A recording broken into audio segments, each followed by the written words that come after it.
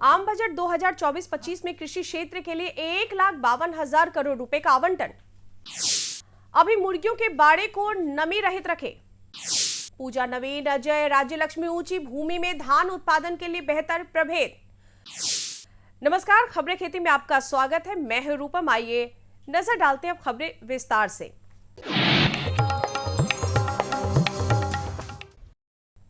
आम बजट 2024-25 में कृषि और उससे जुड़े क्षेत्रों के लिए 1,52,000 करोड़ रुपए का आवंटन कर केंद्र सरकार ने देश के किसानों की तरक्की की अपनी प्रतिबद्धता को दोहराया है।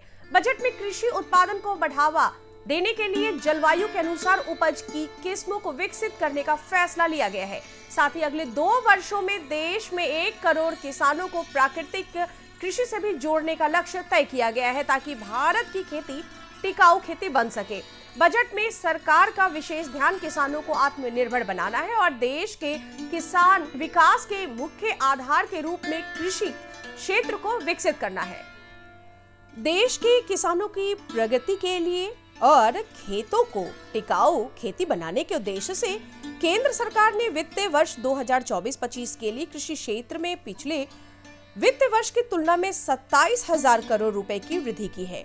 1,52,000 करोड़ रुपए के आवंटन के साथ केंद्र सरकार ने समेकित खेती, टिकाऊ खेती, सफल विविधीकरण पर विशेष फोकस किया है, जिससे किसानों के जीवन में बदलाव दिखे।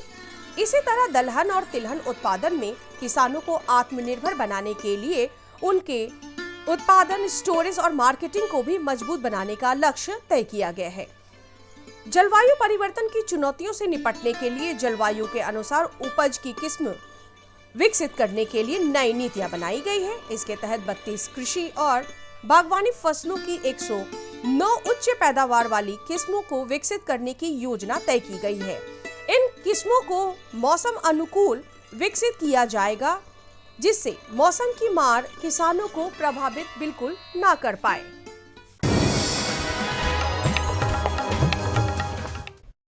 प्रदेश के पशु एवं मत्स्य संसाधन विभाग द्वारा अधिसूचना जारी की गई है, जिसमें राष्ट्रीय गोपाल रत्न पुरस्कार प्राप्त करने के इच्छुक देसी गाय या भैंस पालने वाले प्रगतिशील किसानों, दुग्ध उत्पादक कंपनियों, डेयरी कृषक उत्पादन संस्था और उत्तम कृत्रिम गर्भाधान टेक्नीशियंस की श्रेणी के लिए आवेदन आमंत्रित किए गए हैं। आवेदन देने की अंतिम तिथि 31 अगस्त है।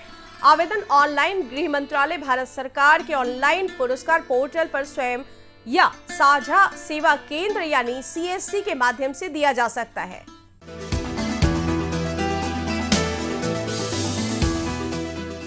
मोटा अनाज की खेती को सरकारी प्रोत्साहन मिलने के बाद प्रदेश के कई किसान सीजन के मुताबिक धान और गेहूं की खेती के बाद मोटा अनाज की खेती करने लगे हैं।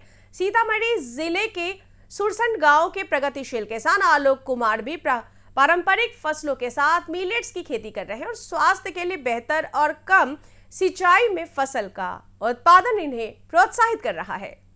बहुत पुरानी बात हो गई है कि जब ग्रामीण भारत का मुख्य भोजन मोटा अनाज ही होता था, लेकिन आधुनिक दौर में आलोक कुमार जैसे प्रगतिशील किसानों की मेहनत से ही हिंदुस्तानी भोजन की थालियों में मोटे अनाजों की वापसी संभव हो पा रही है। हमारे प्रधानमंत्री भी मोटे अनाज को कुपोषण के खिलाफ एक कारगर हथियार मानते हैं। किसानी के नजरिए से देखा जाए तो मोटे अनाजों की पैदावार भी अन्य फसलों की तुलना में काफी बेहतर है। लागत कम, मेहनत कम, पानी कम और ज्यादा पैदावार मोटे अनाजों की खूबियां हैं। खराब मिट्टी और कम पानी वाले क्षेत्रों में उत्पादन देने वाला मोटा अनाज स्वास्थ्य के नजरिए से भी काफी शानदार साबित होता है, क्योंकि इसमें कीटनाशकों की भी कोई खास जरूरत नहीं पड़ती है।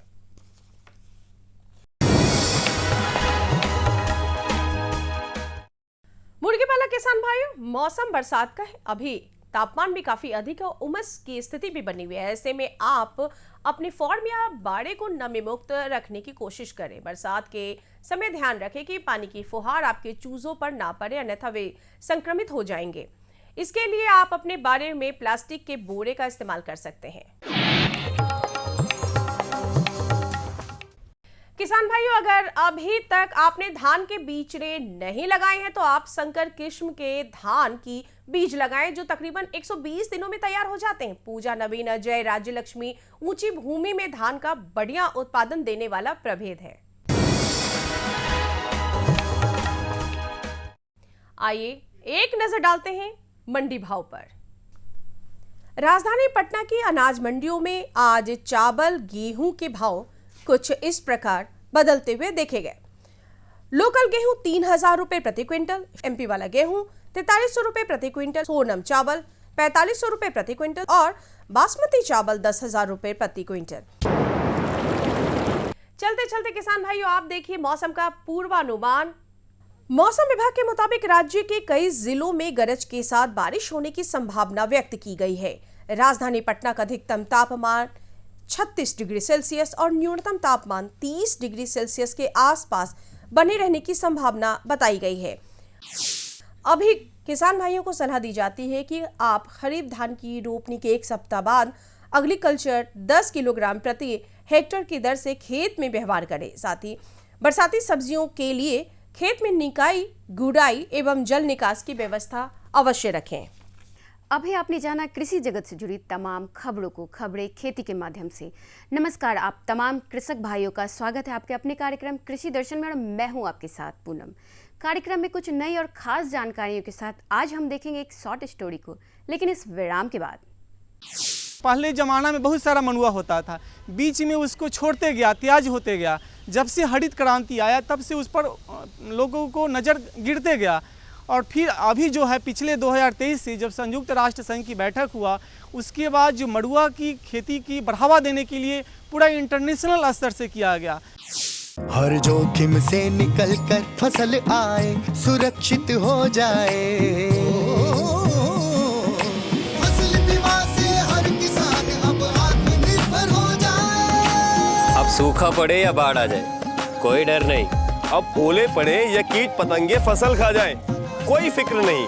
अब कैसी भी आपदा हमारी फसल पे आ जाए, क्षति होने पर हमारे दावों का उचित भुगतान मिलता है क्योंकि हमने लिया है प्रधानमंत्री फसल बीमा। बुआई से फसल कटाई तक हर जोखिम का दावा, न्यूनतम प्रीमियम पर अधिकतम भुगतान का वादा। योजना से हर साल जुड़ रहे हैं 5 करोड़ से ज्यादा किसान। अब आपकी है बारी। नजदीकी कृषि कार्यालय, सहकारी समिति, बैंक शाखा, अधिकृत बीमा कंपनी या जन सेवा केंद्र में स्वेच्छा से करा सकते हैं पंजीकरण। फसल बीमा पोर्टल या फसल बीमा ऐप द्वारा भी किया जा सकता है पंजीकरण। प्रधानमंत्री फसल बीमा योजना, आपकी फसलों का संपूर्ण सुरक्षा कवच। कृषि एवं किसान कल्याण मंत्रालय, भारत सरकार। ब्रेक के बाद आपका पुनः स्वागत है कार्यक्रम कृषि दर्शन में। किसान भाइयों, आज हम जानेंगे मड़ुआ फसल के विषय में। मड़ुआ फसल कई गुणों से भरपूर होता है और यह खाने में भी स्वादिष्ट होता है और स्वाद से भरपूर होने के साथ साथ इसीलिए अगर इसकी वैज्ञानिक तरीके से उचित देखभाल की जाए तो किसान लाभप्रद हो सकते हैं, मालामाल हो सकते हैं। जानेंगे कैसे, हमारे विशेषज्ञ डॉक्टर मुकुल कुमार से। नमस्कार किसान भाइयों, स्वागत है आप सभी का कृषि दर्शन कार्यक्रम में। किसान भाइयों, आज का जो विषय है वह बहुत ही महत्वपूर्ण है कि मड़ुआ की वैज्ञानिक खेती कैसे करें, और इस विषय पर हमारे साथ बातचीत करने के लिए मौजूद हैं डॉक्टर मुकुल कुमार, जो सहायक प्राध्यापक हैं कृषि महाविद्यालय सहरसा में। सर, कृषि दर्शन कार्यक्रम में आपका हार्दिक स्वागत है। सबसे जो पहला सवाल है वह यह है कि रागी यानी मड़ुआ की वैज्ञानिक खेती हमारे किसान भाई किस तरह से करें। जैसा कि जानते हैं कि मड़ुआ का फसल जो है खरीफ में भी लिया जाता है और रबी में भी लिया जाता है। मिलेट में बहुत सारा क्रॉप आते हैं, जैसे ज्वार है, बाजरा है, कंगनी है, सावा है, कोदो है, ये सब खरीफ में लिया जाता है। ये सब फसलें जो है ऐसी फसलें होती है जिसमें पूंजी कम लगता है, बीमारी कम लगता है, खर्च कम लगता है, देखभाल करने में कम ज़रूरत होती है। वैसे स्थिति में हम रागी की फसल लेकर हम आमदनी बढ़ा सकते हैं। तो सबसे पहले हम उसके मड़ुआ की खेती के लिए हम उसके खेत की कैसे तैयारी करेंगे। देखिए, मड़ुआ की खेती के लिए कोई स्पेशल खेत की ज़रूरत नहीं होती है। मड़ुआ की खेत किसी खेत में हो सकती है, बशर्ते काली मिट्टी नहीं होना चाहिए, जल जमाव नहीं होना चाहिए। पथरीली मिट्टी हो, कंकरीली मिट्टी हो या उबड़ खाबड़ मिट्टी हो, ऐसी सारी सी जगहों में हम मड़ुआ की खेती कर सकते हैं। तो सबसे पहले हम मड़ुआ की खेती हल्की जुताई कर लेंगे। उसके बाद नर्सरी लगाने के लिए 2 विधि से हम मड़ुआ लगाते हैं। एक होता है कि डायरेक्ट हम बीज छिड़काव कर देंगे डायरेक्ट बीज छिड़काव करके हम मड़ुआ लगा सकते हैं। दूसरी होती है जैसे धान जैसा, धान में हम लोग कैसे नर्सरी लगाते हैं, नर्सरी लगा के फिर मेन खेत में उसको ट्रांसप्लांटिंग करते हैं। मेन खेत से जहाँ नर्सरी लगाते हैं वहाँ से उखाड़ कर मेन खेत में लगाते हैं। तो दोनों विधि से हम लोग लगा सकते हैं। अगर लेबर की कमी है या समय की कमी है तो हम डायरेक्ट भी लगा सकते हैं। डायरेक्ट लगाने में यह होता है कि जो लगाने में सीड का जो रेट होता है, बीज का जो दर होता है, थोड़ा ज़्यादा लगता है, बाकी सारा प्रक्रिया वही रहता है। और हम नर्सरी लगा के करते हैं तो उसमें बीज का जो रेट है थोड़ा कम जाता है। जैसे 1 हेक्टेयर अगर आपको मड़ुआ की खेती करनी है तो 4 से 5 केजी बीज ज़रूरत पड़ेगी। तो 4 से 5 केजी बीज के लिए हम लोग मतलब 150 मीटर स्क्वायर एक ज़मीन ले लेते हैं। 150 स्क्वायर मीटर ज़मीन में हम उसका नर्सरी तैयार कर लेते हैं। नर्सरी तैयार करने में हम लोग 150 मीटर जब तैयार करते हैं तो उसमें हम 1 केजी DAP, आधा केजी यूरिया, आधा केजी पोटास, ये मिलाकर उसमें हम लोग खेत की तैयारी कर लेते हैं। उसके बाद जो है बीज डाल देते हैं। बीज के डालने के बाद ऊपरी बीज डालने के ऊपर परत पर FIM होता है, चाहे जिसके किसान भाई के लोग के पास सड़ी गली गोबर की खाद रहता है तो बीज ढकने के लिए ऊपर से हम छिड़काव कर देते हैं।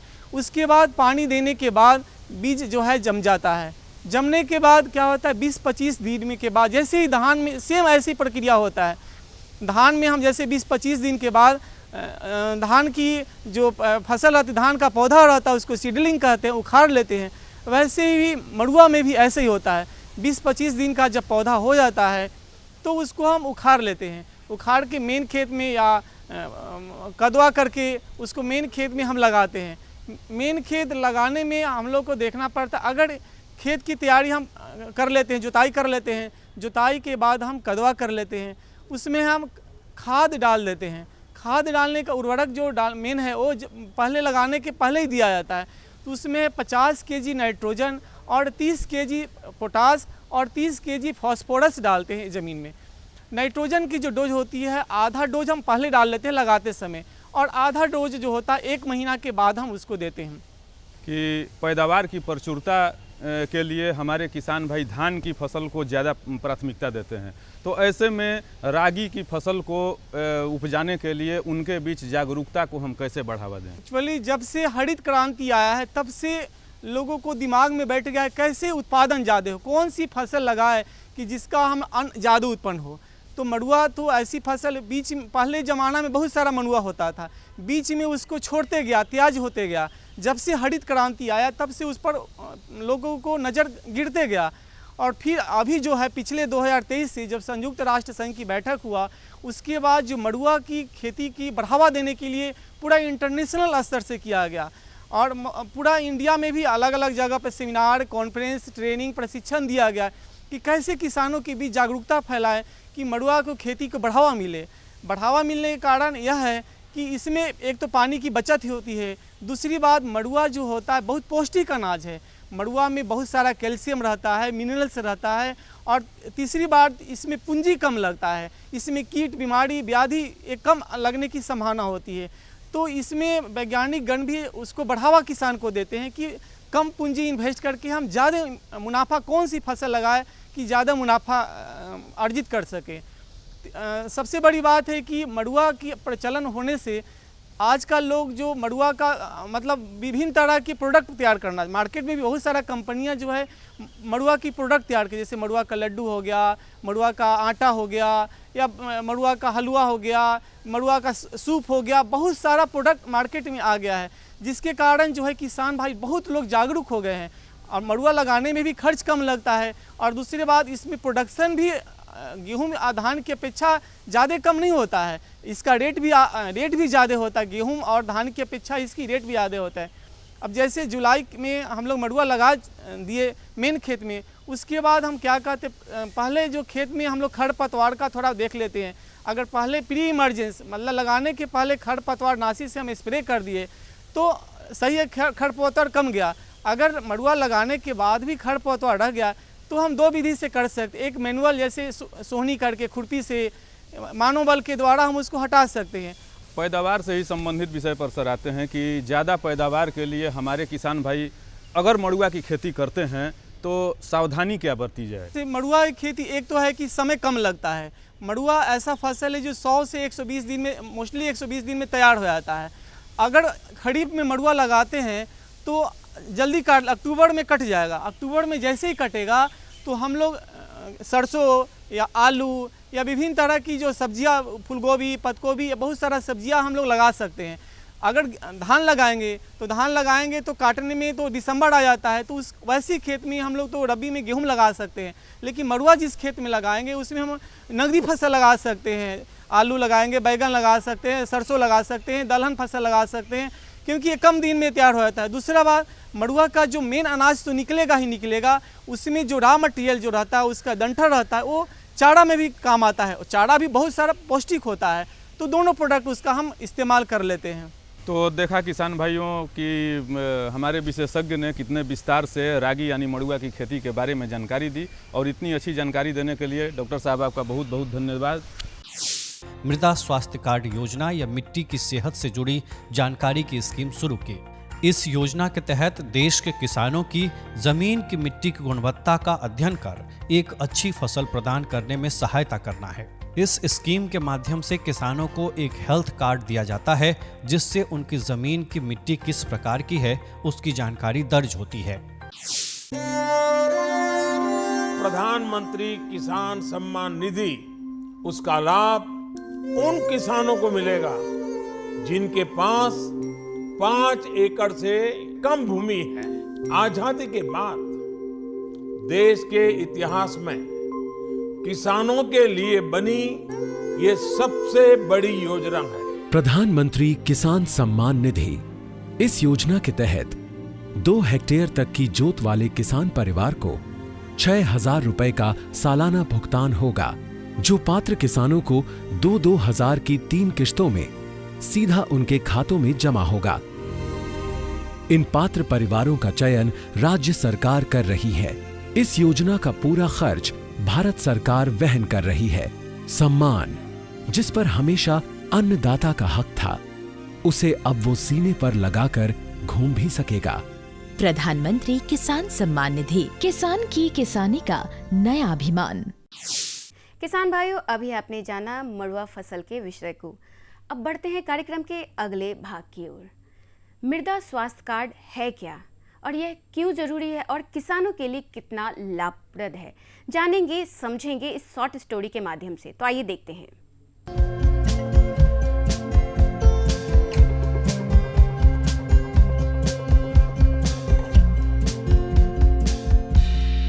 देश की मिट्टी से ज्यादा फसल लेने की जिद और होड़ में मिट्टी की सेहत कभी सवाल नहीं बन पाती थी। रासायनिक खादों से धीरे धीरे मिट्टी की कम होती मासूमियत को दरकिनार कर किसान खराब फसल के लिए जलवायु परिवर्तन की दुहाई देता रहा, लेकिन कभी मिट्टी से उसका खैर मकदम नहीं पूछा गया। मिट्टी जो धान, गेहूं, तिलहन, दलहन की फसल देकर खाद्यान्न सुरक्षा की गारंटी का एकमात्र जरिया है, उस मिट्टी को भी कुछ चाहिए होता है। इस नजरिए से देखने का प्रथम प्रयास साल 2014 से शुरू हुआ, जब हमारे यशस्वी प्रधानमंत्री नरेंद्र मोदी के हाथों में देश की जनता ने देश के नेतृत्व की बागडोर सौंपी। उसके बाद देश की तरक्की के लिए हर क्षेत्र में नवाचारों ने आकार लेना शुरू किया। भारत की अर्थव्यवस्था का प्राथमिक क्षेत्र कृषि हाँफ रही थी। प्रधानमंत्री ने किसान और किसानी के हित में कई नई योजनाओं को शुरू किया, तो कुछ पहले से चल रही योजनाओं को नई धार देकर उन्हें समय संगत बनाया। किसानों का भला हो और उनकी जेबें भरी रहें, इसे ध्यान में रखकर कई योजनाएं लागू की गईं। उन्हीं में से एक योजना है मृदा स्वास्थ्य कार्ड योजना, जिसका शुभारंभ प्रधानमंत्री ने राजस्थान के श्री गंगानगर जिले के सूरतगढ़ में 19 फरवरी 2015 को किया। इस योजना की थीम रखी गई स्वस्थ धरा खेत हरा।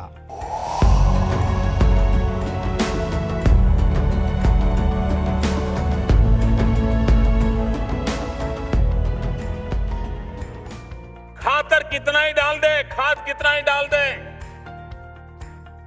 बीज कितने उत्तम से उत्तम ला दे, पानी में धरती को डुबो करके रखें, लेकिन अगर धरती ठीक नहीं है, धरा ठीक नहीं है, तो फसल पैदा नहीं होती, अच्छी फसल पैदा नहीं होती, कम फसल पैदा होती है, हल्की क्वालिटी की फसल पैदा होती है।